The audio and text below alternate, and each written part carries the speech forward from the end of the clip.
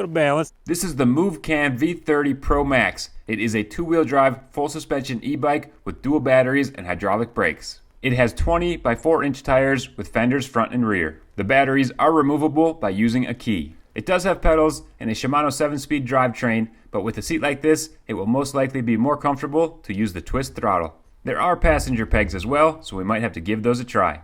In this video, I'm going to test the top speed before seeing how it handles on a variety of terrain. Okay, it's time to see how fast this thing goes. I'm going to start out in assist level 5 in one-wheel drive mode using the throttle only, and we'll see how long it takes to get up to speed. I am off-road because the roads are all full of salt, so I didn't want to ride on those, but this should still get me up to the top speed in the dirt here, I would imagine. I'm up to 26, 27, and it's still putting power down, but didn't cut off completely, so maybe there's more there. Now I'm going to start from the same spot, but I'm going to hit this red button, and that will put me into two-wheel drive mode, and I am doing a front-wheel burnout as I take off, so you can definitely feel that. It's getting up to speed a lot quicker. I'm already up to 29, 30, 31, and it's still going. 32, so I'm not sure where this thing's gonna cut off, but I don't have quite enough room. There's 33. I guess I'll just go in the field and see what happens here. It's a little rough and slows down a bit, so that's about all I'm going to get off-road where I'm at right now.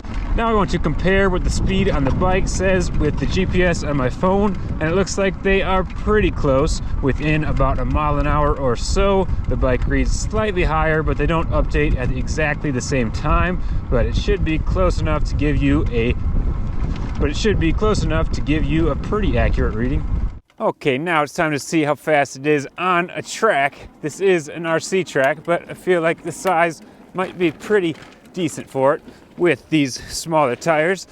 Just gotta ride it like a motorcycle, right? Because it almost is one with this battery that feels like a gas tank, kind of shaped like a gas tank. It gives you that motorcycle feel, and I am in one-wheel drive mode, but after this lap, 21.2, I'll switch it into two-wheel drive and see how much faster it is then. Two-wheel drive takeoff, spinning that front tire a little bit, but much quicker already just getting into that first corner. I do have to remember to let off the brakes completely when I get on the gas, or else the motor won't do anything. So like right there, I was ready, but it was not going. So gotta get used to that, and I think something just broke. It's not feeling quite the same. My lap time in one-wheel drive mode was a 21.2, and in two-wheel drive it was a 19.9. We are back in action after a motor replacement, but it's really windy, so we're gonna take it into the woods. I think what broke the motor is that when I landed the front tire down, I might have had some throttle on, so I'm going to try not to do that, and hopefully it holds up. First things first, got to see if I can ride the skinny on it. Usually I do this standing up, so this feels quite strange, and I had the brake on, so the throttle was not working, but still made it. I am still in two-wheel drive mode and on assist level 5, but now we are on some mountain bike trails. Now it gets real tight after the log. Might be a little more power than I need, especially having that front-wheel drive. Not too used to that, so it really wants to pull out of these corners. Got to be smooth on the throttle, but you can probably rip pretty good with this thing. It's a little more open in here, so maybe I can get some more speed going and catch a hair bit of air. Feel like I should be taking my foot off the pedal like a motorcycle with how much speed I got going, but have to remember to let off the brakes when I get on the throttle if I want that power. Right into some rocks, test that suspension out, ripped right through, a little bouncy though. Well, I don't want to jump this too much, but maybe this one will be all right. Oh yeah, that is kind of funny feeling, but pretty fun. Cruising up the hill, no problem. It's Hannah's turn now, and she probably doesn't really need the two-wheel drive or the assist level 5, but I figured might as well start her out in full power and see how she handles it. No problem up the hill. She was actually in assist level 1, but now she's up to 5, and it looks like she can feel it. Makes quite a bit of difference how much power it puts out. We put up a little easier way to get over the log, and she makes it, but now it gets real tight.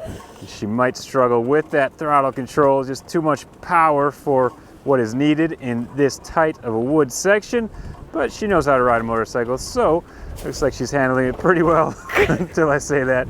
Gets a little squirrely, but that's part of the fun with that much power to the front wheel. Whoa! Oh my God. Do we need to bump the power down a little bit? I think so, because I felt like I was going to scroll down every single tree there. Okay, she bumped the power down to 3. Still looks pretty quick, but hopefully it's a little more manageable. She probably doesn't need that 2-wheel drive, but I think it's fun, so figure she should experience it. Now we're going to test it out on the hill that we test a lot of e-bikes out on. We're back up to assist level 5. Let's see what it can do. It's in 2-wheel drive. Oh, she is burning out that front tire and cruising to the top.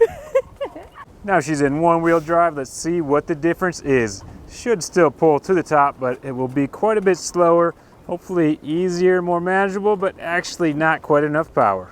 Well, I know it's not going to make it with me on it in 1-wheel drive since I weigh more, but I'm back in 2-wheel and I'll see if it can pull me to the top. A little spin, a little slower than her, but makes it. The true question is, can it do nose wheelies? Oh, it can. Takes 2 fingers, but got it up there. Little balance action. Not bad. Well, did it have super power for you or what? This bike definitely had some superpower. I couldn't believe I actually made it up assist level 1 over on the hill over there. And how was the comfort, the sizing, and the seat, and what did it feel like? Sizing, a little bit weird for me, but the pedal circumstance, I honestly don't understand that with this bike, to be perfectly clear. I would rather have just pegs because the pedals just seem very awkward on this bike. Seat-wise, really cushy, good for the bum. Other than that, I think the bike was pretty cool overall. I had a lot of fun. That's all that matters. Luckily, I didn't have to use the pedals at all, but it is nice for a backup, I guess, if you do run out of battery. Even though there are 2, you can pedal to get your way home. Since Hannah didn't get to try the RC track test earlier in the video, we're back and we'll see how her lap times compare. She is in 1-wheel drive mode for this first lap, and then we'll bump it into 2-wheel drive to see how much faster she can go. Cruising up that, popping that front tire in the air a little bit. Now she'll go wide open and see how fast she can get down the straight to finish out the lap. 24.97. Now we will bump it into 2-wheel drive mode, and to do that, you just hit this red button. But you can't forget about the horn and the blinkers. Oh, she's starting off fast, roosting that front tire big time in the dirt. The dirt is just a little soft, so it's going to rip it up a little bit more than the hard pack. But looks like she's ripping pretty good around these corners. It's a lot to handle. When that front tire pulls and you're not used to it, it's a lot different than a normal bike. So she's still trying to adapt to it, but it's pretty fun to try to figure out what is this lap time going to be. Top much, 23.80. 23.8, so a little faster, but you looked a little more squirrely and just not quite used to all that power coming from the front wheel, huh? Not used to it at all. But still fun, right? Oh yeah. It's back in 1-wheel drive now, and we are just cruising on our lane, which is a mix of gravel, dirt, and grass. Should be pretty fitting for this bike. A lot of bike paths are pretty similar to this terrain, pretty smooth with a few bumps, so that suspension should soak it up. How's it feel on the lane? I would say very smooth. Smooth and easy to ride. Oh yeah, I feel like I'm almost riding a motorcycle. We're at our pond now in the beach sand, so it's time to test the 2-wheel drive and the fat tires. And there she goes, pulls out of it no problem. A little squirrely at the end there, but gets her out of the sand. I guess it's time to try the passenger pegs. Fold these out quickly here and see what happens when I jump on the back. All right, and we're off. It's pulling us pretty well, up to 13 miles an hour already. Oh, here's a bump. Oh, testing that suspension out big time. No clunks though, surprisingly. Oh, there's some clunks. There's some clunks over the rocks. We are coming up to a big hill, so we'll test the torque and power of this unit with both of us on it. 2-wheel drive should help. It's going to slow down quite a bit and not quite make it. Oh, it's thinking about it. Hannah's doing a good job of controlling this thing. We are so close. I actually can't believe we made that. We were barely moving, but we're up. I can't believe we just made that. I just want to give another perspective of this climb, but we're not going to do it too up since the battery did show that it was dead when we got to the top, so quite a bit of draw with 2 people up this hill. I cruised up there with just me on it. Okay, I'm in control now, and we're going to try to go through the sand here. Oh, it's getting pretty squirrely, but we're going. Wow, that was interesting, but we made it. Riding 2 up was better than I expected, I would say. Pretty good power, and the suspension was better than I thought, but the pegs were a little tricky to use. When your feet are on them and you hit some bumps, they want to fold up pretty easily. So maybe if you are shorter and your foot is more planted this way, but for me it was more like that, and it was easy for them to fold. So that is something to keep in mind. Would be nice if that was a little stiffer to move, but if you're just cruising on the flat ground, it probably won't affect you too much. Final 2-wheel drive test here. I'm just going to run through these cattails and see if it can pull me out of it. Little hesitation there.